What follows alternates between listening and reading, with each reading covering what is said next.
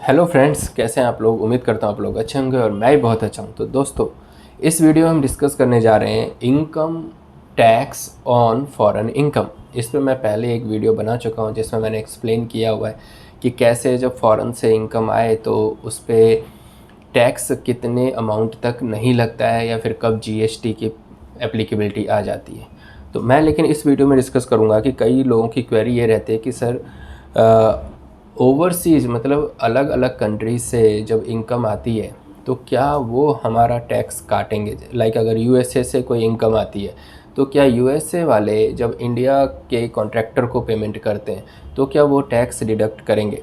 तो दोस्तों क्या है कि यूएसए में तो ये है कि आप वहाँ दो तरीके से काम कर सकते हैं। या तो आप उसके पेरोल पे काम कर रहे हैं तो वो जनरली ईयर एंड पे W2 फॉर्म इशू करते हैं, या फिर आप उनके लिए 1099 पे काम करते हैं, लाइक उनके लिए कॉन्ट्रैक्टर की तरीके से काम करते हैं। तो अगर आप यूएस में ही यूएस के अकाउंट में ही अगर पैसे ले रहे हैं और पेरोल पे नहीं है तो वो मोर देन $600 से अगर ज़्यादा पेमेंट करते हैं तो वो 1099 फॉर्म इशू करते हैं और आपको वो 1099 फॉर्म चाहिए अपनी आईआरएस की रिटर्न फाइल करने के लिए। लेकिन अगर आपका यूएस में कोई अकाउंट नहीं है बट आप यूएस की कंपनी के लिए काम करते हैं और इंडिया में रहते हैं, तो अगर आप इंडिया के अकाउंट में पैसे लेते हैं तो आपका ये देखना है कि आपने उनके साथ कैसा कॉन्ट्रैक्ट किया है। तो जनरली ऐसे केस में आप एक इंडिपेंडेंट कॉन्ट्रैक्ट साइन करते हैं उस यूएस कंपनी के लिए, कंपनी के साथ जिनके साथ आप काम करते हैं। तो ऐसे में वो डायरेक्टली आपके बैंक अकाउंट में पैसे पे करते हैं जिसमें कोई टैक्स विद होल्ड नहीं है, कोई वो टैक्स नहीं काटते हैं आपके अकाउंट में, क्योंकि आप उसके लिए सिटीजन है ही नहीं, रेजिडेंट उनके लिए है ही नहीं। तो वो जनरली जो नॉन रेजिडेंट है उनके लिए वो एलियन वर्ड यूज़ करते हैं। तो वो आपको एक हो सकता है आपसे W8 फॉर्म भी मांगे जिसमें आप अपनी सारी डिटेल फिलअप करके अपनी कंपनी को सबमिट करेंगे, जो कि टैक्स रेजिडेंसी प्रूफ करता है कि आपकी जो टैक्स रेजिडेंसी है वो इंडिया की है। ऐसे में वो पूरा का पूरा अमाउंट आपके अकाउंट में डायरेक्टली ट्रांसफ़र कर देगा, चाहे वो वायर ट्रांसफ़र करे या फिर कोई बीच में थर्ड पार्टी एप्लीकेशन हो उनके थ्रू। एक बार जब पैसा आपके इंडियन अकाउंट में आ गया तो आपकी पूरी रिस्पॉन्सिबिलिटी बनती है कि आप इंडिया में अपनी टैक्स रिटर्न फाइल करें, क्योंकि यूएस में टैक्स रिटर्न फाइल करने की रिस्पॉन्सिबिलिटी है ही नहीं, क्योंकि आपके उसके यूएस में बैंक अकाउंट में कोई पैसा आया नहीं और ना ही आपके पास कोई वहाँ का एसएसएन होगा, या एसएसएन होगा भी तो आपको वहाँ पे कोई इनकम जनरेट हुआ ही नहीं, उसके लिए वहाँ पे रिटर्न फाइल करने की ज़रूरत नहीं पड़ेगी। लेकिन इंडिया में क्योंकि आप इंडिया के अकाउंट पे पैसे ले रहे हैं, इंडिया में ही आपकी रेजिडेंट है, तो इंडिया में आपकी रेजिडेंसी प्रूफ हो जाएगी, तो आप रेजिडेंट बन जाएंगे इंडिया के लिए टैक्स के पर्पज़ के लिए। तो आपको अपना इनकम टैक्स इंडिया में फ़ाइल करना होगा, उसमें अपनी इनकम दिखानी होगी। अब इनकम कैसे दिखाएं? कई लोग बोलते हैं हम उनके लिए सैलरी ले रहे हैं, लेकिन वो जनरली आप सैलरी ले ही नहीं रहे, आप कॉन्ट्रैक्टर हैं तो सैलरी कैसे ले सकते हैं। तो ये आपकी कौन सी इनकम है? ये आपकी प्रोफेशनल इनकम है। तो आप इंडिया में जब इनकम टैक्स फाइल करेंगे तो ये आपकी प्रोफेशनल इनकम मानी जाएगी। अब प्रोफेशनल इनकम मीन्स कि आप एक अपना बिजनेस कर रहे हैं, मतलब सर्विसेज दे रहे हैं किसी के लिए। तो ऐसे केस में इनकम टैक्स में एक प्रिजम्पटिव टैक्सेशन है जिसमें 50% की डिडक्शन मिल जाती है। तो अब देखें तो अभी फ़िलहाल जो नया जो आया है स्लैब, या जिसमें कह रहे हैं कि भाई 12 लाख तक कोई टैक्स देने की ज़रूरत नहीं है, तो अगर आप प्रोफेशनल हैं तो आपके लिए ये 24 लाख अमाउंट हो जाता है, 24 लाख का अमाउंट हो जाता है। क्यों?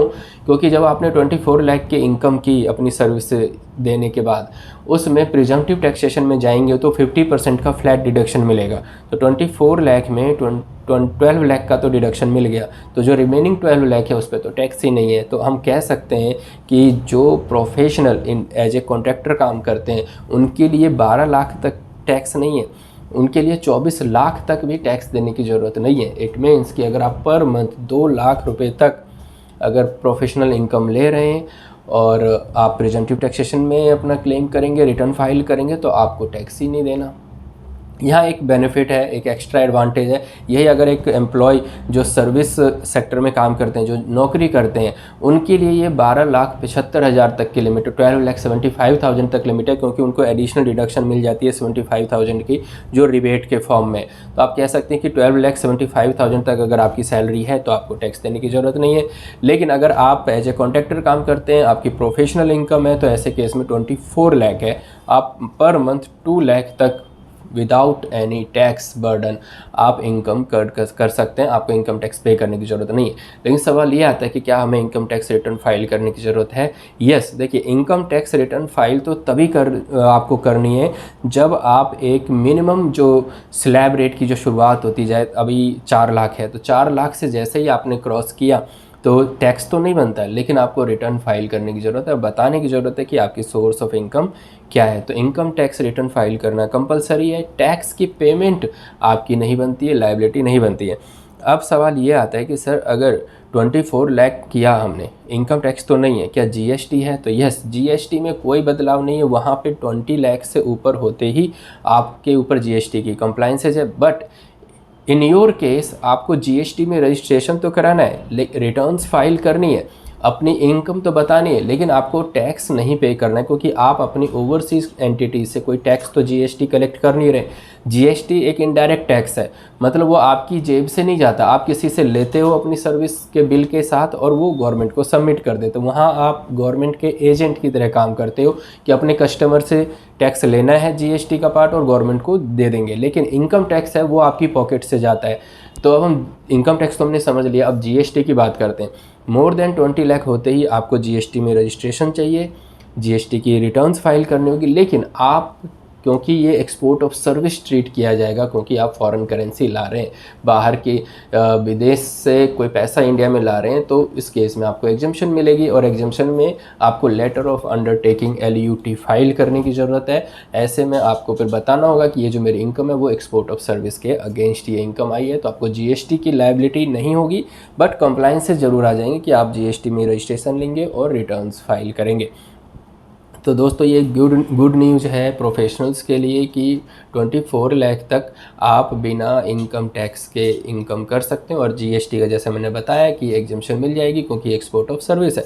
आई होप आपको ये समझ में आया होगा, और अगर फिर भी कोई क्वेरी है तो हम इस पर डिस्कस करेंगे।